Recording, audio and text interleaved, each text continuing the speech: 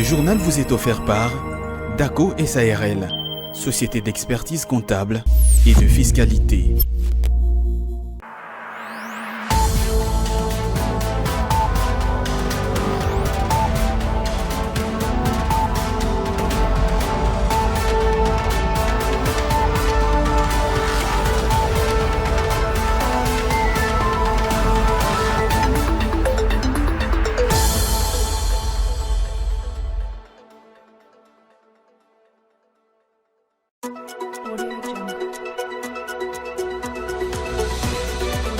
La situation sécuritaire dans la partie est du pays, on en parle encore. Ce lundi 11 décembre, la question a fait l'objet des échanges au Conseil de sécurité des Nations Unies.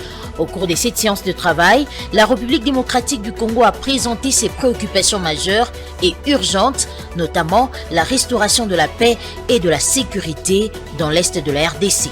Il s'observe à cette période de festivités de fin d'année une légère flambée des prix des produits de première nécessité et autres articles sur les différents lieux de négoce à Kinshasa. À en croire certains commerçants, cette situation est tributaire à la dépréciation de la monnaie nationale face aux devises étrangères, dont le dollar américain. Bienvenue à tous si vous nous rejoignez sur Ecofin Télévision pour vous informer. La campagne électorale en République démocratique du Congo entre dans sa dernière ligne droite, occasion pour les candidats de multiplier leur descente sur le terrain. C'est ainsi que le candidat Félix Tshisekedi a échangé avec la population des Goma dans la province du Nord Kivu, Adolphe Muzito à Kisangani et Moïse Katumbi qui poursuit sa tournée au Congo central. Les points de la situation dans ce commentaire. Poursuivant sa campagne électorale, le président candidat Félix-Antoine Tshisekedi s'est rendu à Goma dimanche 10 décembre avant de continuer son tour du Nord Kivu à Beni lundi 11. Dès son arrivée sur la scène, Félix-Antoine Tshisekedi a également indexé Paul Kagame et a promis de ramener la paix et la sécurité dans la région et s'est dit engagé à continuer de combattre les terroristes du M23 soutenus par le Rwanda lors de son meeting tenu à Beni, dans l'est de la République démocratique du Congo. Ce mardi 12 décembre, le candidat à sa propre succession est du côté d'Mbuji-Mayi pour la poursuite de sa campagne électorale. De son côté, l'ex-gouverneur du Katanga, Moïse Katumbi, a tenu 2 meetings au Congo central, en commençant par Kimpese, puis il a pris la direction de Matadi, où s'est tenu le 2e meeting. Katumbi a présenté au peuple les programmes adaptés à la ville de Matadi, axé sur la reconstruction et la modernisation du port et de la voirie urbaine, mais aussi sur l'électrification, l'adduction en eau potable, la lutte contre la pauvreté, la baisse de prix des biens de première nécessité, l'amélioration des salaires des fonctionnaires et agents de l'État, ainsi que la création d'emplois. Ce mardi, il a communié avec les habitants de la ville de Boma et de Mwanda. Pour l'ancien Premier ministre de la République démocratique du Congo et candidat président de la République, Adolphe Muzito, il a fait savoir, au cours d'une université populaire à Kisangani, dans le cadre de sa campagne électorale, dans le chef-lieu de la Tchopo, qu'il est favorable pour un probable report des élections prévues le 20 décembre prochain pour mieux préparer le scrutin. Quant à Martin Fayulu, faudra signaler que l'équipe de sa campagne a annoncé que la demande de la location du stade de martyrs de Kinshasa pour la tenue du meeting de son leader a été refusée par le ministère des Sports et Loisirs. Il tient toujours à l'organiser à Kinshasa, mais ailleurs. Le très sérieux cabinet de sondage américain Diopol a rendu public les résultats du 4e rapport de son baromètre sociopolitique dédié aux démocraties des pays en développement. Ceci intervient à quelques jours de la présidentielle congolaise et donne Félix Tshisekedi favori avec 55% d'intention de vote. Les détails de Claude Kungou. Selon cette firme, au niveau national, 55% des Congolais ont la ferme intention de voter à la prochaine élection présidentielle pour un second mandat de Tshisekedi et ne voient aucune alternative viable. Une victoire du président sortant est donc l'issue et la plus probable des prochains scrutins, quoique l'élection ne soit qu'à un seul tour, ce qui davantage consolide ses chances à la réélection. Certains candidats de l'opposition ont abandonné et apporté leur soutien à Moïse Katumbi, mais à moins que sa campagne ne parvienne à forger une alliance avec Martin Fayulu, et cela ne suffira probablement pas à renverser le président, soulignent les sondages. Les docteurs Denis Mukwege, eux le cheval noir, mais comme une grande partie de son soutien semble venir de l'est du pays, les candidatures de Katumbi et de Fayulu risquent tout autant de perdre des voix au profit de son mouvement que celui de Tshisekedi. Il faut souligner que les devoirs de redevabilité obligent. Le président Félix Tshisekedi adresse un bilan encourageant des actions réalisées sur les plans socio-économiques. La mise en œuvre de la gratuité de l'enseignement primaire figure parmi les grandes réussites de son premier quinquennat. Grâce à cette mesure, plus de 4 millions d'enfants en âge de scolarité ont retrouvé les chemins de l'école. Le salaire des enseignants a été également ajusté à plus de 200% depuis son avènement au pouvoir en janvier 2019. Les candidats Félix-Antoine Tshisekedi notent aussi la stabilité du cadre macroéconomique du pays avec un taux de croissance de 6,2% d'ici fin décembre 2023. Un score qui renforce la résilience de l'économie nationale du reste confrontée aux multiples chocs endogènes, notamment l'agression rwandaise à l'est du pays, et exogènes marqués par les effets induits du conflit russo-ukrainien, de la pandémie de Covid-19 et autres. Je le disais tantôt, la situation sécuritaire dans la partie est de la République démocratique du Congo était le lundi 11 décembre 2023 au centre des échanges au Conseil de sécurité des Nations Unies. Au cours de cette séance de travail, la République démocratique du Congo a présenté ses préoccupations majeures et urgentes, notamment la restauration de la paix et de la sécurité dans sa partie est en proie à l'instabilité occasionnée par le Rwanda. La fin de l'agression rwandaise et le retrait de ses troupes du Nord Kivu, l'éradication des groupes armés présents dans cette partie est du pays, sémant au passage troubles et désolation à la population congolaise. Tels sont en quintessence les axes prioritaires et urgents présentés au cours de cette nouvelle séance au Conseil de sécurité. Ces assises ont exclusivement porté sur la situation sécuritaire instable prévalant dans la partie orientale de la RDC. Plusieurs interventions y sont succédées, notamment celle de la Chine et de la Russie, les deux pays parmi ceux qui ont farouchement et sans filtre condamné les exactions perpétrées dans ce coin du pays. Des tueries qui impactent toute la sous-région. Le représentant de la partie congolaise à cette rencontre du Conseil de sécurité des Nations Unies, l'ambassadeur Zeno Mukongo, s'est étalé dans sa communication sur les recommandations urgentes de son pays qui se résument par la restauration de la paix et de la sécurité dans toute l'étendue du territoire national. Le retour des populations déplacées à leur domicile, la restauration de l'autorité de l'État congolais dans les territoires occupés par le M23, et la mise en œuvre du programme de désarmement, démobilisation, relèvement communautaire et stabilisation PDDRCS, en un mot, la restauration de la paix et de la sécurité dans tout le pays. Concernant le renouvellement du mandat de la MONUSCO, l'ambassadeur Zeno Mukongo a réitéré l'engagement du gouvernement congolais d'accepter une année supplémentaire pour l'application du plan des désengagements tels que convenus de commun accord avec la mission onusienne en RDC, mais cela avec des préalables que la mission onusienne au pays devra appliquer. Mon gouvernement vient de faire preuve de flexibilité en acceptant l'idée d'une année de plus pour appliquer le plan commun de désengagement. Les quelques domaines majeurs auxquels la MONUSCO devra s'atteler sont la protection des civils dans sa complexité, c'est la priorité principale de mon gouvernement. L'appui à la réforme du secteur de la sécurité, l'appui à la police nationale congolaise et l'appui aux forces armées de la République démocratique du Congo. Par ailleurs, le gouvernement congolais reste déterminé à mener jusqu'au bout le plan de désengagement total de la MONUSCO et ne veut aucune marge de manœuvre pour ralentir ce processus déjà enclenché. Placé sous le thème « Renaissance socio-économique et culturelle pour un Congo émergent », la 45e édition de la Foire internationale de Kinshasa, sous format édition spéciale, a ouvert ses portes à la place de la reconstruction ex-échangeur délimitée depuis le dimanche dernier au cours d'une cérémonie présidée par le ministre du Commerce extérieur, Jean-Lucien Boussa. Divine Mwenzi Diomanana pour plus de détails. La foire internationale de Kinshasa est de nouveau opérationnelle. C'est là après plusieurs années d'inactivité. Dans son discours d'ouverture pour le lancement des activités de cette foire, le ministre du Commerce extérieur, Jean-Lucien Boussa, a fait savoir que cet événement bénéficie de son attention personnelle pour son bon fonctionnement et pour sa rénovation. S'exprimant sur le thème de cette édition, qui est en parfaite adéquation avec la vision stratégique énoncée par le président de la République, le ministre du Commerce extérieur s'est apaisanti sur les efforts qui est en train d'être entrepris par le gouvernement. À cet effet, il a annoncé le lancement de gros travaux d'infrastructure pour la rénovation de la FIKIN. C'est ici le lieu de souligner que depuis mon avènement à la tête du ministère du Commerce extérieur, la FIKIN bénéficie de mon attention toute particulière et du soutien total pour son bon fonctionnement, sa rénovation ainsi que pour sa modernisation. Il était donc impératif qu'un projet et un programme d'investissement en termes d'infrastructures soient mis en place.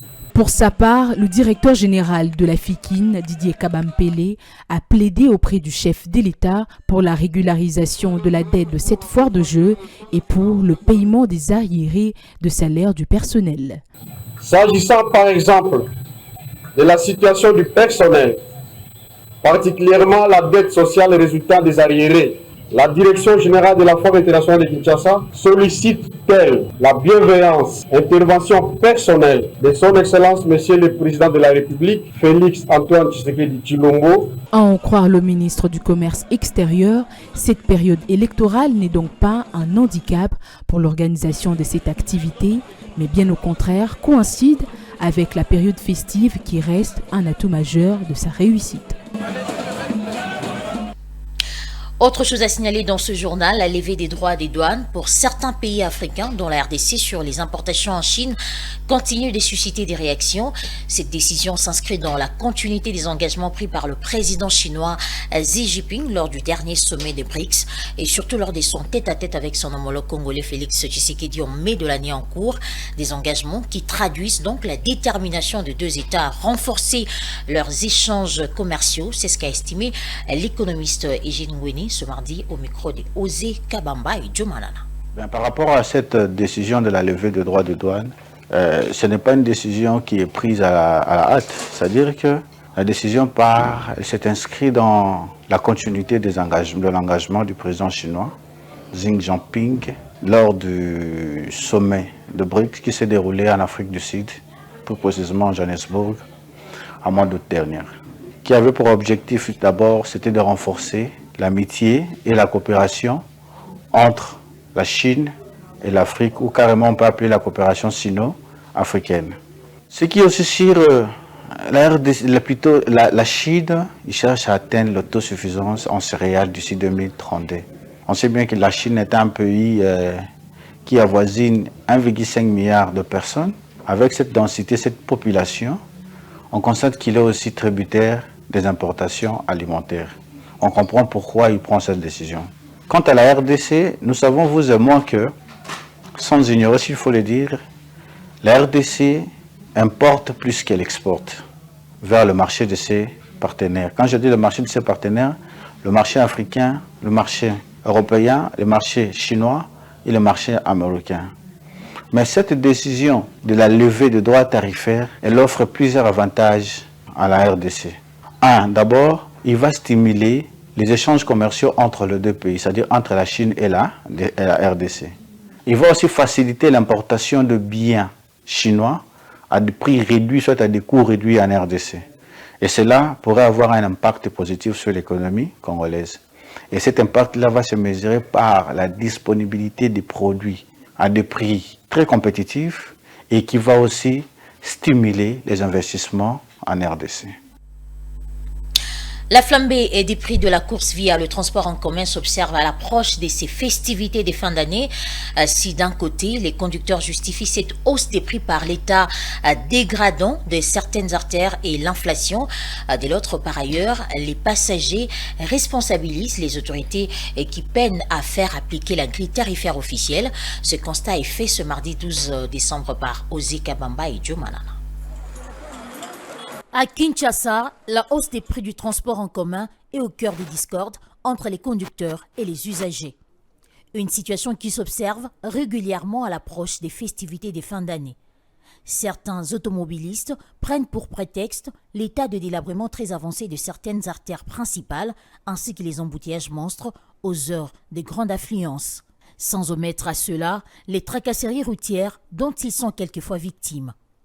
Pour compléter la liste, d'autres estiment que cette majoration du coût du transport fait suite à l'inflation générale observée ces derniers jours. Nous passons beaucoup de temps dans les embouteillages. De plus, les artères que nous empruntons sont pour la plupart dans un état de délabrement très avancé et cela endommage nos véhicules.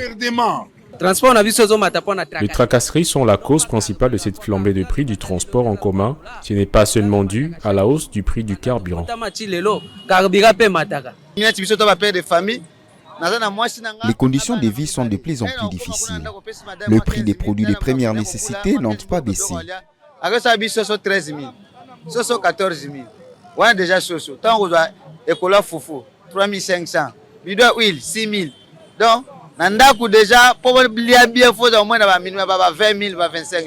Debout à l'arrêt des bus, ce passager en attente du transport en commun rejette l'entière responsabilité aux autorités censées faire appliquer la grille tarifaire officielle. L'État a censé réguler.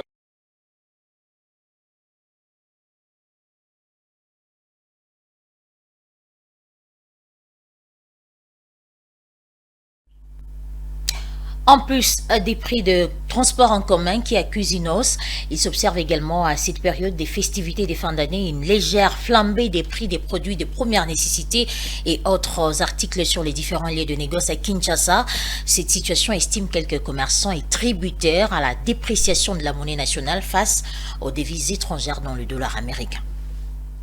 L'ambiance n'est pas au zénith comme cela s'observe à l'accoutumée. À quelques 2 semaines de festivités de fin d'année, les couloirs du marché Gambela à Kinshasa sont presque vides de clients. Les vendeurs présents sur les lieux de négoce déplorent la lenteur avec laquelle s'écoulent leurs articles et indexent amèrement la dépréciation de la monnaie nationale face aux devises étrangères, dont les dollars américains. C'est le cas de ces commerçants qui n'ont pas caché leur mécontentement. La situation est telle que vous pouvez vous-même le constater. Il n'y a personne dans le couloir puisque les gens n'achètent presque pas. La raison, il y a hausse du dollar américain. À l'époque, on pouvait acheter un pantalon à 25 000 francs et le revendre à 27 000 ou 28 000 francs. Mais aujourd'hui, il y a dépréciation, ce qui implique conséquemment la hausse des articles sur le marché. 28 000.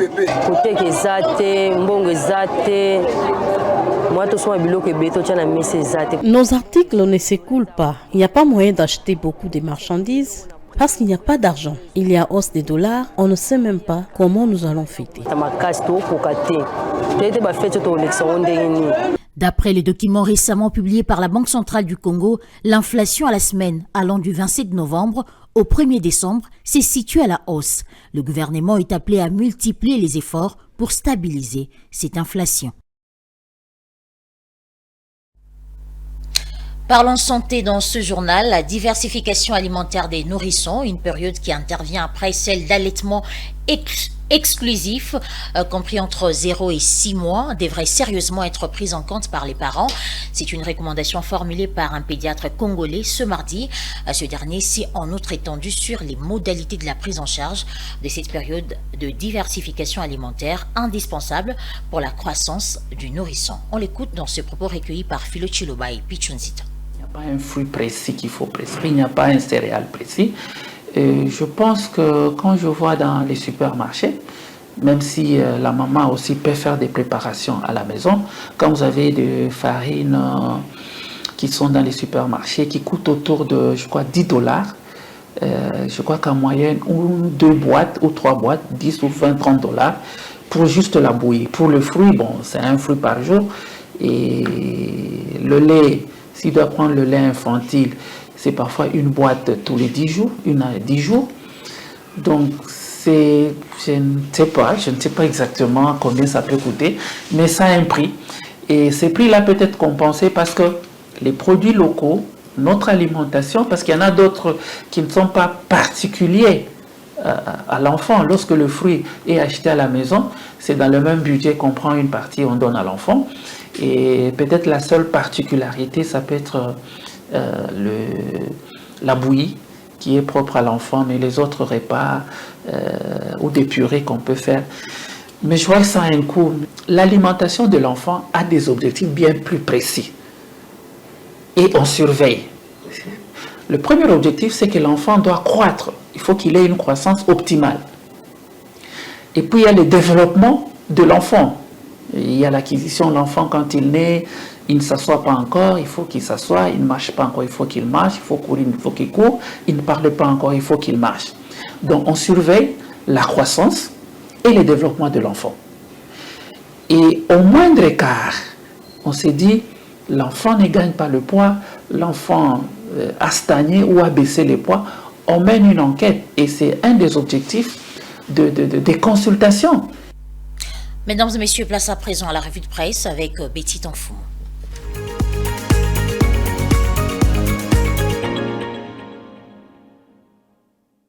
Et bienvenue dans cette revue de presse sur Ecofin Télévision. Mesdames et messieurs, nous ouvrons le bal avec ces titres. Les DG, Jano Kikangala dote l'Office des routes de engins modernes de travaux publics.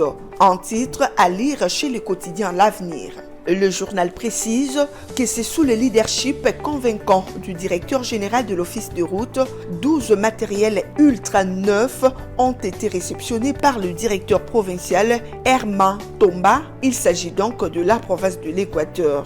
Parmi ces instruments de travaux publics, le journal cite un chargeur, 3 pelles hydrauliques, une nivelaise, un compacteur mixte vibrant et 6 camions bennes basculant. Au journal des notés, dans la foulée, le premier des ingénieurs civils de la province de l'Équateur, Tomba Herman, a remercié aussi tous les partenaires qui les ont toujours appuyés dans l'exécution de projets durant la période des carences de matériel vécu dans cette partie du pays. 55% des Congolais ont l'intention de réélire Félix Tshisekedi d'après le résultat du sondage du cabinet américain Geopoll consulté par Forum 2As. La même source indique que l'opposition de son côté qui va embrasser le scrutin avec plusieurs candidats est en risque de perdre autant de voix entre Moïse Katumbi, Fayulu et le Dr Mukwege s'il n'y a pas d'alliance. Pour Forum 2As, certains candidats de l'opposition ont abandonné et apporté leur soutien à Moïse Katumbi, mais à moins que sa campagne ne parvienne à forger une alliance avec Martin Fayulu, cela ne suffira probablement pas à renverser le président Tshisekedi. Au journal de poursuivre que le docteur Denis Mukwege est le cheval noir, mais comme une grande partie de son soutien semble venir de l'est du pays, les candidatures des Katumbi et des Fayulu risquent tout autant de perdre de voix au profit de son mouvement que celle de Tshisekedi. Si tous ces sondages sont unanimes pour prophétiser la victoire de Félix Tshisekedi à l'élection du 20 décembre, le journal L'Avenir estime que c'est surtout à cause de ces réalisations qui sont visibles et appréciables de tout le monde. Les quotidiens font allusion notamment à la gratuité de l'enseignement primaire. C'est cet élément qui boucle complètement cette revue de presse sur Ecofin Télévision. Mesdames et messieurs, merci à vous de votre attention soutenue.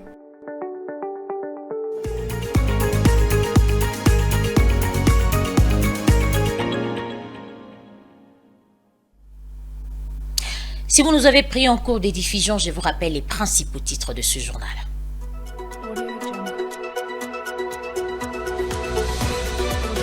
La situation sécuritaire dans la partie est du pays, on en parle encore.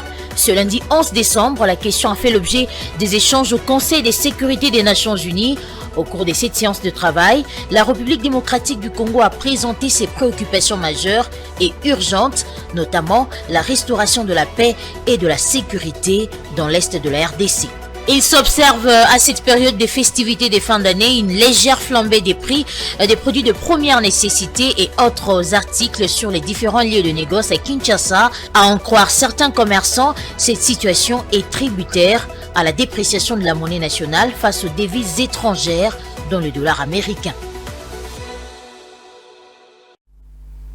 Et voilà, c'est la fin de ce journal, mesdames et messieurs. Merci à vous de l'avoir suivi. Bonne suite de programmes sur Ecofin Télévision, la première chaîne thématique en RDC.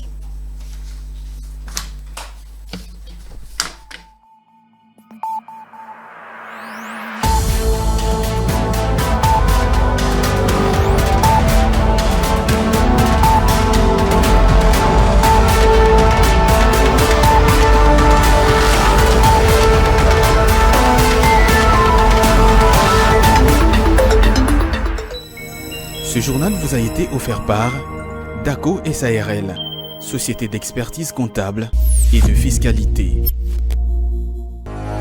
Dans une sphère médiatique, essentiellement tournée vers des contenus généralistes, où l'originalité n'a plus sa place au chapitre, où le secteur de l'économie et finance, pourtant poumon d'un État, sombre dans les oubliettes, voici enfin Ecofin Télévision. Économie et finance télévision, votre chaîne thématique essentiellement économique, vous offre un contenu original. Nous traitons des questions monétaires, commerciales, énergétiques, minières, pétrolières et environnementales.